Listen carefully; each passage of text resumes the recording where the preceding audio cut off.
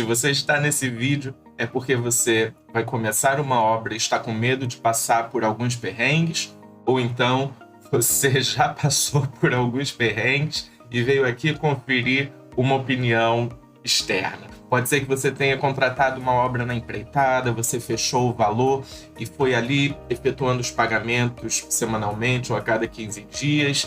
Só que as semanas foram passando, o dinheiro foi saindo e nada daquela obra terminar. De repente, os pedreiros começaram a sumir, o mestre de obras começou a desaparecer e você teve muita dificuldade para terminar a sua obra. Ou então, você fechou na diária e aí os pedreiros foram fazendo bem no primeiro dia, no segundo dia, e daqui a pouco tudo aquilo que parecia ser muito simples começou a se arrastar e o dinheiro foi saindo e nada da obra terminar. Bem, essas são situações muito cotidianas de quem contrata na empreitada ou na diária. O que fazer para não passar por situações como essa? É isso que você vai conferir no vídeo de hoje. Como eu disse, no vídeo de hoje nós vamos trazer alguns pontos de vista sobre como agir em cada situação. Será que fechar uma obra na diária é melhor? Fechar uma obra na empreitada é melhor? Tem muitas coisas em jogo que vão determinar se é melhor que você feche uma obra na diária ou na empreitada. Então vamos lá. O que é contratar uma obra na diária? Uma obra na diária, ela costuma ser assim. Você vai a um mestre de obras ou a um pedreiro, né? E você vai dizer, bom, eu quero reformar a minha sala, ou então eu quero construir a minha área gourmet. Em quanto tempo você acha que terminaria essa obra? E esse pedreiro te diz, 15 dias. E você pergunta para esse pedreiro, bom, é você sozinho, é você com mais alguém? E ele vai dizer, sou eu e mais 2 ajudantes de obra. O meu valor, por exemplo, é R$200, cada servente de obra é 150, então 300 mais 200, 500 reais por dia, e nós vamos demorar aí 15 dias nessa obra. Então você vai se programar, mais ou menos, né, de que aquele pedreiro vai ficar ali 15 dias e você vai pagar para o pedreiro R$500 por dia, podendo ser acertado no mesmo dia, na sexta-feira, ou até mesmo quando terminar a obra, né? Isso vai ficar realmente de acordo com a forma como você contratou e acordou com esse pedreiro ou esse mestre de obras. Só que quando você contrata na diária, esses 15 dias eles são uma previsão. Pode ser que sejam 16, ou 17, ou 18, ou 19, ou um mês.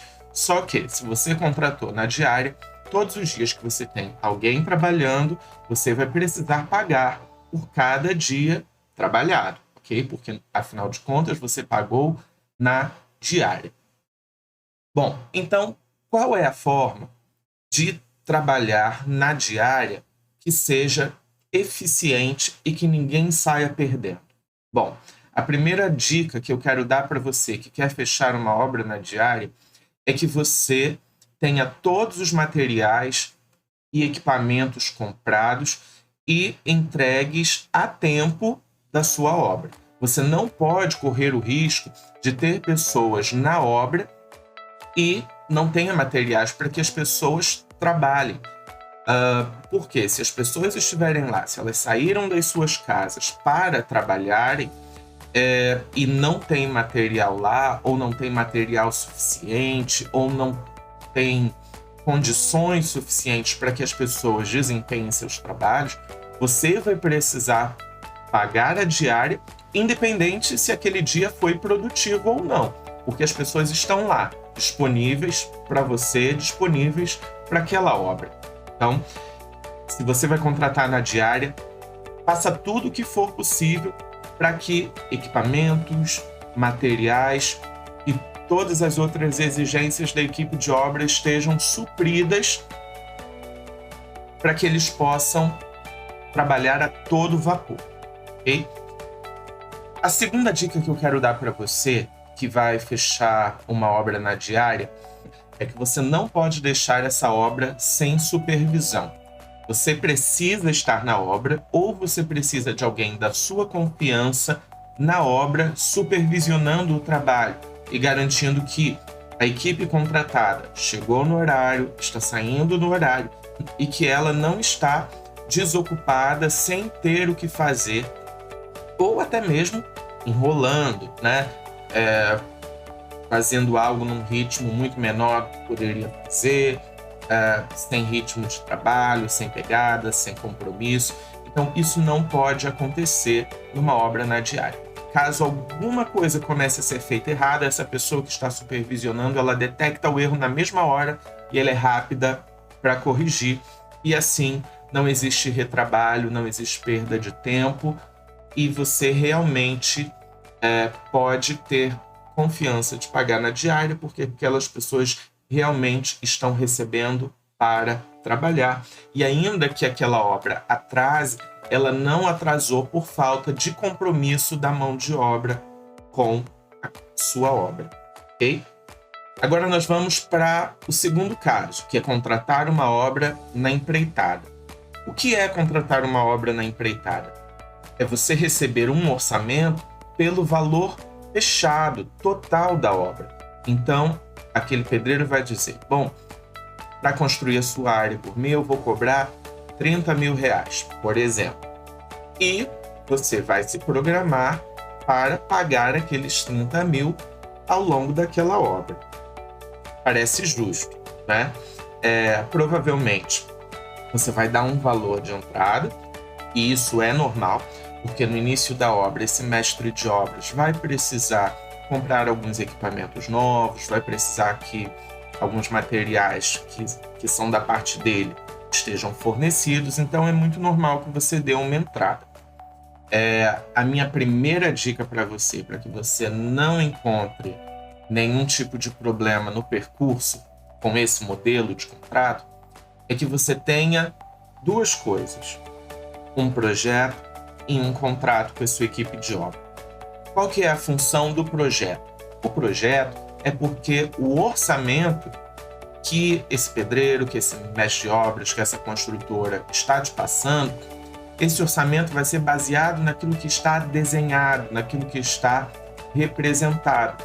Então, se você, cliente, entregou um projeto na mão de um empreiteiro ou de uma construtora, ele vai precisar garantir que tudo aquilo que está desenhado seja de fato construído na obra, porque foi com base naquele projeto que foi elaborado aquele valor, aquele orçamento, ok?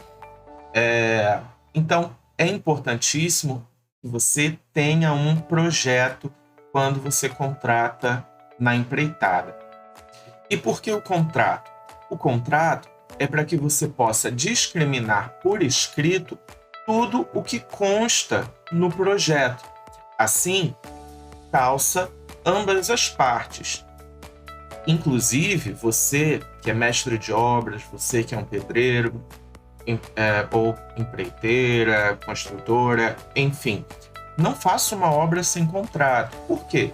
Se você esquecer de orçar alguma coisa que está naquele projeto, é simples. Você pode apresentar o contrato para o seu cliente e dizer, olha, vamos bater aqui o contrato. De fato, eu esqueci de orçar esse gesso, por exemplo, né? Ou então essa iluminação nessa parede do jardim. Se você for perceber, ela não está por escrito aqui no contrato. Então, eu vou precisar te cobrar a mais um valorzinho adicional, porque realmente esse serviço não foi contemplado no meu orçamento. Então, isso calça você, mestre de obras, né? E o contrato, ele também vai garantir para o cliente que ele tenha a obra dele entregue. Por quê? Porque o contrato, ele vai discriminar o prazo previsto para aquela obra terminar e a forma de pagamento. Então, vamos lá. Se você tem um valor X para pagar por aquela obra, vamos supor que você dê 20% de entrada, 20% na primeira semana, 20% na segunda semana, 20% na terceira semana e 20% na quarta semana, fechou 100%. 4 semanas de obra é aquilo que foi previsto. Isso pode funcionar se a obra não tiver atrasos. Então, eu sugiro que você não faça cálculo assim. Vamos supor que seja 20% de entrada. Você, a cada semana, pague o suficiente para que toda a mão de obra envolvida na tua obra seja remunerada. Esse tem que ser o valor mínimo a ser pago semanalmente. Ok? Se a sua obra for muito grande, você pode estipular alguns períodos onde você dá uma entrada maior de dinheiro. Então, eu dei os 20%, a cada semana eu fui pagando aquele mínimo para que todos os profissionais envolvidos sejam remunerados, e quando você tem uma conclusão de uma etapa, você termina uma determinada porcentagem. Esse modelo é interessante. E ele é interessante por quê? Porque você alia o pagamento da obra com a evolução da obra. Então, vamos supor que você fechou uma obra que seja alvenaria, instalações, revestimento. E ali, na alvenaria, aquela equipe foi muito bem. Então, você deu 20% de entrada. Quando eles terminaram a alvenaria, você tinha pagado mais 15%. Mas como eles terminaram uma grande etapa, você pode complementar esses 5% assim que eles terminarem a alvenaria, e você faz mais 20%. Fechou 40%, e agora vai começar uma nova etapa, instalações. E toda semana você foi dando ali o mínimo, mínimo, mínimo. E vamos supor, mais uma vez, eles terminaram a etapa de instalações e você pagou mais 15% do valor para aquela equipe. Se o valor de instalações correspondia a 20% da obra, você também pode complementar o valor com mais 5%, e você fechou 20%. Então, 20% de entrada, 20% da alvenaria, 20% de instalações. Faltariam, então, 40%. 20% para o revestimento e uma soma de 20% no término da obra. Só que vamos supor que durante as instalações você notou que aquela equipe de obra que estava trabalhando para você era muito suja, desperdiçava muito material, você olhava na caçamba, tinha coisa boa na caçamba, muita coisa boa indo para o lixo, muito desperdício, gente faltando na obra, você acordou no contrato que iam ser 3 pessoas trabalhando, mas tinha dia que você ia e só tinha uma, você não gostou daquilo. Como você fez um pagamento aliado com a evolução da obra, se você quiser interromper o contrato, você ainda tem 40% do valor que vai ficar para você contratar uma outra equipe que vai ser remunerada especificamente para essa etapa de obra. Você precisa de um projeto e de um contrato para que não fique nada de fora e tudo aquilo que foi cobrado possa ser exigido por você. Você não vai inventar novas coisas que não constavam nem no projeto e nem no contrato. Então, tudo que foi discriminado foi orçado, e tudo que foi discriminado e orçado vai ser executado. Na diária, serviços específicos, onde se tem clara noção daquilo que precisa ser feito e executado, e na empreitada, serviços mais complexos, que incluem a execução de um ou mais serviços. Esse é o nosso vídeo de hoje, e eu espero que você tenha sido esclarecido nessas questões.